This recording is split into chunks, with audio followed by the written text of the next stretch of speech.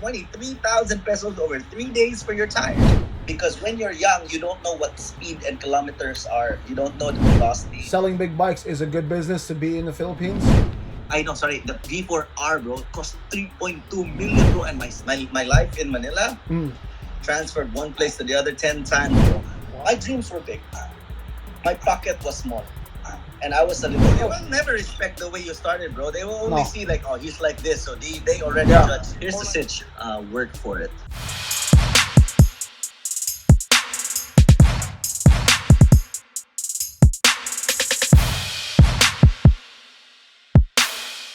So let's get into the motorcycles. So how long have you had this passion of motorcycles? I was into bikes since I was a kid.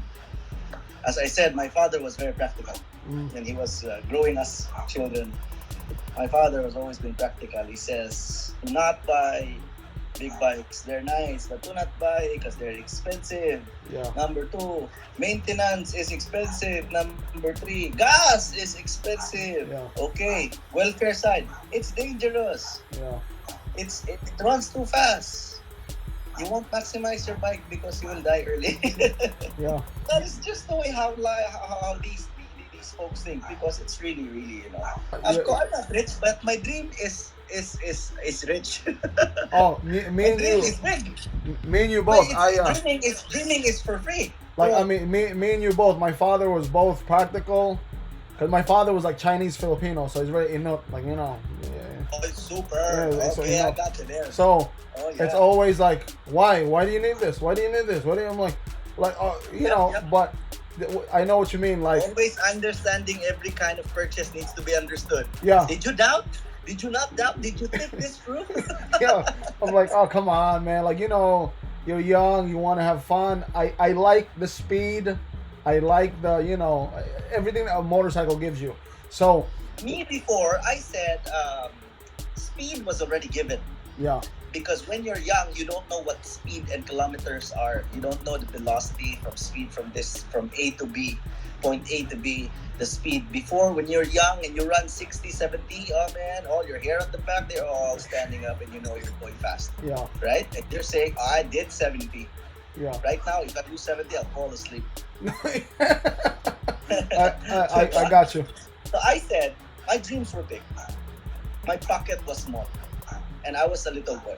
You In a magazine, I was interviewed with a magazine before. I forgot what magazine that was, about 2014, I think. 2015. When I was riding with,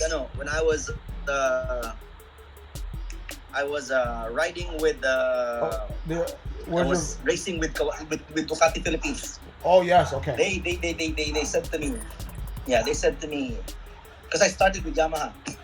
And then I beat the owner and the son in one race using an R600. And they were using 1199 Panigale and Panigale 899 super loaded bikes. But I beat them, all of them, the two of them, in one race. You must have killed them in the corners. Killed them, crazy corners, and then had super crazy exit and left them. Oh, okay. It left a mark, and they didn't like it. So they were promoting the Panigale 899, and they offered me to race with them. So we'll go there later. So now, I was still at the moment racing with them, and the magazine interviewer said, so Jericho, tell me about like this, because this is what's gonna happen. Sabi ko, well, I was a kid before. Only the dream was big. Before, back in the 90s, I was 7 years old. Back in the 1990, that was 1992, I'm in 1985. I was born 1985. So I was about 7 years old. My father brought me to the mall. That's what I said. And you can read it, it's still there in the magazine. So it says, I had 20 pesos. My Lola gave me 20 pesos. But back then, if you're a kid and you have 20 pesos, you feel like it's a lot. You're rich. Yeah, you're a millionaire. And back in the 90s, bro. Yeah, and then I went to the mall. My father went to the groceries. He said, okay, you wait there. Okay. Then I walked around because I was bored. Walked around and I saw a Tindera on the side, bro, outside Lee Plaza, the old Lee Plaza. Way back, old Lee Plaza, bro. It wasn't that big. It's just it used to be Kangs before and then Lee Plaza. Yeah. It's where E-Mall is now. Or not yes, not the E-Mall, mall, right? The old mall, yeah. Classmates tayo sa years. So, I mean, I saw that and I said, I saw a poster side of the road tindera selling, ate, magkano yan? I saw a CBR 400 9090, bro. CBR 400. Oh, yeah. What is this? The S-frame. Car blade. S-frame? The S-frame or the gull arm. I forgot. It was a gull arm or an S-frame. Very, very famous way back. Gull arm or S-frame. So I said, magkano, ate? Sabi ko, 20 pesos. And I'm like, this girl must be fooling me because I'm a kid. But when I carried my 20 pesos didn't have value no more over my big dream. Yeah. So the least I could have, I cannot have the unit and I cannot drive plus I'm a kid. Least I have is it makes me happy because I'm able to disregard the amount of what a little boy has over his dreams, even if it's just a photo. Mm-hmm. I paid. I didn't care about the value. I paid. Got the rolled poster. Went to my father. He said, "Oh, ano yung binili mo? Ganyan." Oh, pinagalitan pa ako kasi I'm wasting money pa. Ganyan. Yeah. Went home. Went to my room. I placed it in front of my door. Each time I get out, placed it there. And I said to myself, one day I will have one like that. Wow. That's just the dream and the ambition. One day I'm gonna have like that. What did your dad say? No. Again, he's just saying no. It's just he's always saying whatever it is that makes me feel bad about it, and I'm like, nah, wala. True enough, bro. I got 2 CBR 400s, bro. Nice. I had 2 plus other bikes. I started with a Chinese bike because it looked like a Chinese Harley. Yeah. So Yeah. let's go into that from the beginning to now. What was your first bike? First bike that you purchased? I drove mga underbolts before. I Okay. had XL125 from my father. I didn't buy them first because my father knew that I knew how to drive a bike already. So I had Econo 7, Honda Econo 70, bro. I have right? that one. Those are legends, ba? Undestructible. One of the best. Ah, my gosh, bro. Undestructible. Those are crazy indestructibles, bro. It's like Honda, when they made that, they said, I think we had a big mistake. Yeah. Like, all these things don't break. Indestructible, we're not earning shit. No, they don't break. I can't replace the parts. Yeah, I mean, we have spare parts. Nobody buys it because the engine's up and running, man. Even though you got little oil, it runs well. What? And tipid, my gosh, 25, more than 30 Oh, kilometers yeah. per liter. Grabe. I had a few of those. What was the first considered big bike to you that you purchased? The first big bike, first purchase in college, because I was a counselor by then, under my father's administration when he was mayor. I had my own sweldo, so I had to spend for my own college, and I said, okay, I can't produce cash, and then there's an installment plan for this Chinese store who sells Chinese bikes. And the bike was not that the Lifan ordinary. No, it was like a bigger version. Those are fat tires, fat tank, fat seats, and it was about 165,000. If I'm not mistaken. No. Sorry. It was only 79,000. Wow, I can remember. Is it Lifan 250? It was a 150cc single cylinder with 2 exhausts, and 2 exhausts before were like big time, bro. Harley. 2 exhausts, like big bike right here, niggas. Yeah, I know that one. Yeah. This big bike right here, bro. Yeah. So I had to replace the bar ends because it was an 8-bar. I had to replace drag bars for it to look cool. I had the seats scraped so that it'd be lower. I had pipe downs, Yeah. So sabi ko, okay, and the down payment was 8,600 if I'm not mistaken, and then I had a monthly of 6,000 or 7,000. So I was paying in monthly until I was able to pay for it, bro. And 1 week after, because I was checking out a girl, 3 o'clock in the morning, bro, I slept, crashed the bike, bro. Oh my God. Oh damn. But the thing is, it had a dent on the tank. That's just it. Then, a couple of complications came in, but he tried to maintain, and then I gave it to my friend. So that's it. Next question is, what is the first bike that you really were to be like, oh shit, this is a fast bike that you've ever owned? The first bike. After that, I didn't buy. I almost bought a bike from this shop. He's famous and he's really good. If you know him, sa Mangnao, si Mang Henry. Oh yeah, Henry Mechanic. he fixed a few of my bikes, my FZRs, my CBRs. FZRs, di ba? He had an FZR 400 black. Was that yours? No. I had I bought my FZR from Cebu, but I had a 3TJ.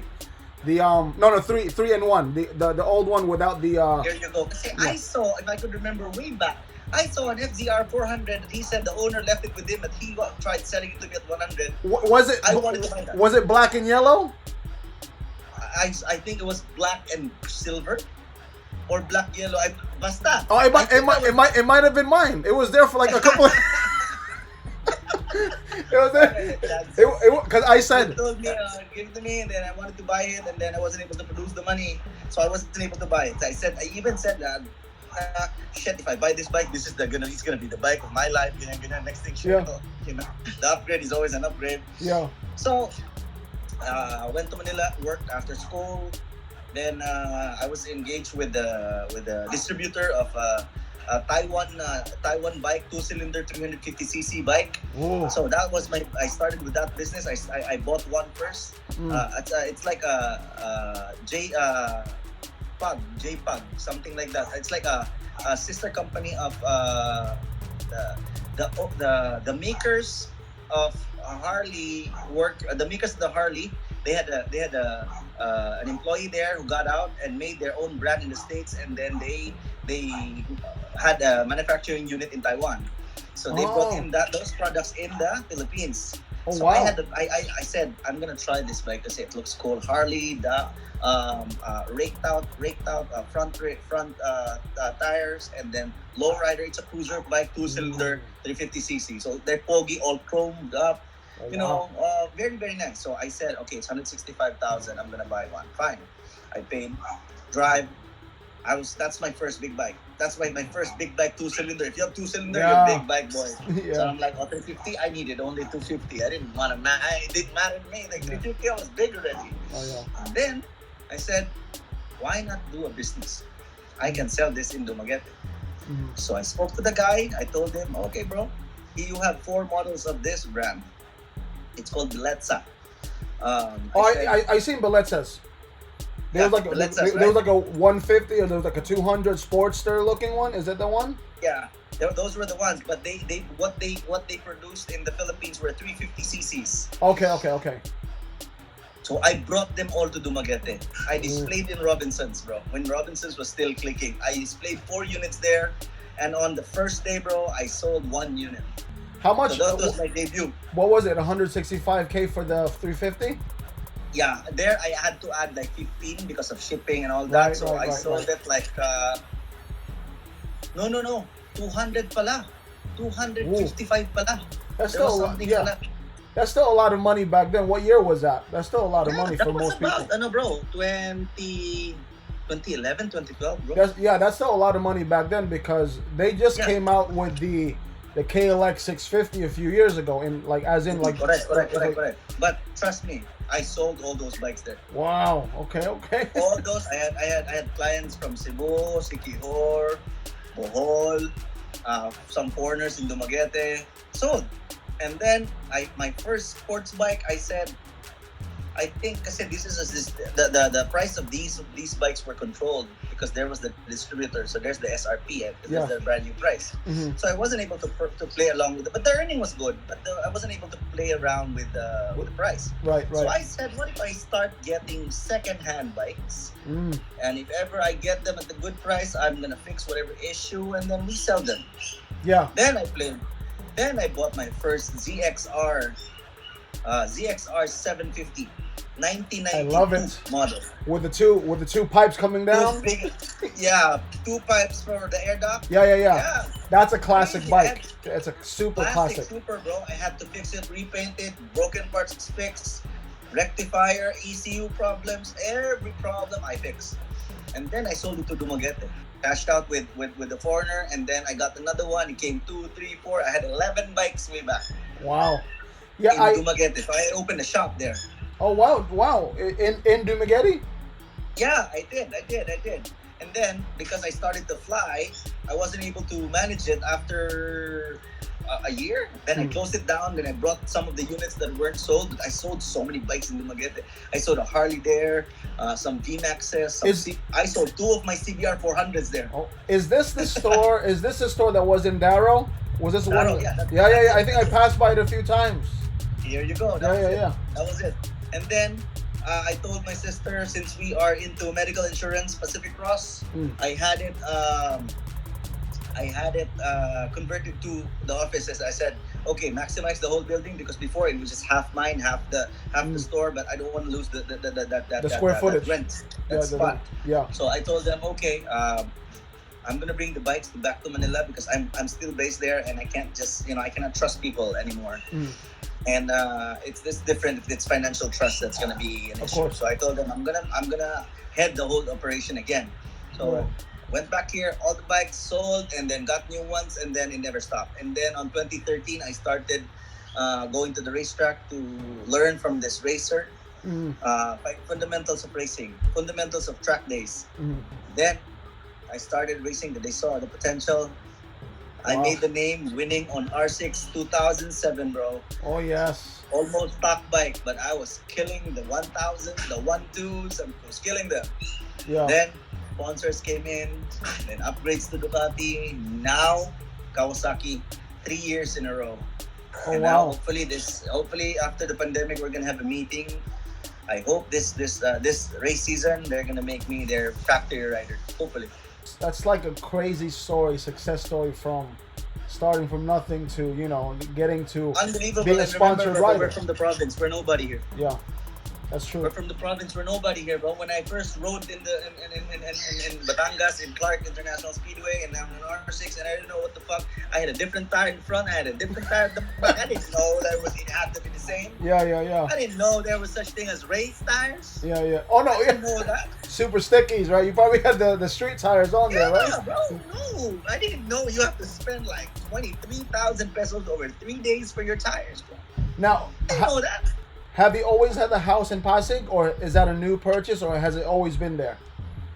No, my life in Manila transferred one place to the other 10 times, bro. Wow. Expound. From work here, Yeah. From work here, I started looking for a spot, lived for my friend. When I went to Manila, I had nobody, I had no contact. Just another guy na nakipagsapalaran. Just another guy who wanted to test his spirit. Of course, I prayed all the time for guidance on where to go, left and right. Lost here, getting lost there. Didn't know which south was going and which was north. Yeah. Riding the bus, going nowhere, crying because I didn't know where to go. Yeah. And I don't know, I had to stop there, but I missed my stop. I had to go around again, bro. Taking the bus, going north when I wanted to go south. Taking the MRT, the trains that's going south when I wanted to go north. It's insane. No, I love hearing stories like that, because one thing about being like having a particular surname added on being a Phil-Am, people already think like, oh no, you've had an easy life, Oh yeah. They don't know the backstory of how you became you type thing, because they will never respect the way you started, bro. They will only see like, oh, he's like this, so they already judge you. Or like what happens is like, oh, they don't understand because you have this. What the? No, yeah, because they always. One issue I had growing up was they affiliated my father's success and put it onto me. Like, no, it was never like that. My father told me, I make what I make. You have to make what you make, because you have to stand on your own. Correct. It's great that you share that story where you shared your hardship, Bro, I never had a big bike here. I never had a scooter. I never had a car. I never had a place to stay, bro. I had 50 pesos per day as my meal budget. That's something that people need to understand, especially Anton, my cousins in Dumaguete, my family's in Dumaguete, bro. They will never understand that. Oh no. That I started from nothing. I had to work hard. I was doing TV commercials. I applied for PAL. I had to transfer to Manila because my training in Mandaluyong, I stayed at a friend's place. I trained there, and then it was just too far for me to go to Manila. I had to wake up 5 in the morning, walk towards the train station, and take the ride for another 30 minutes. Then reach Taft station, walk for another 15 minutes, Right. go to another train station.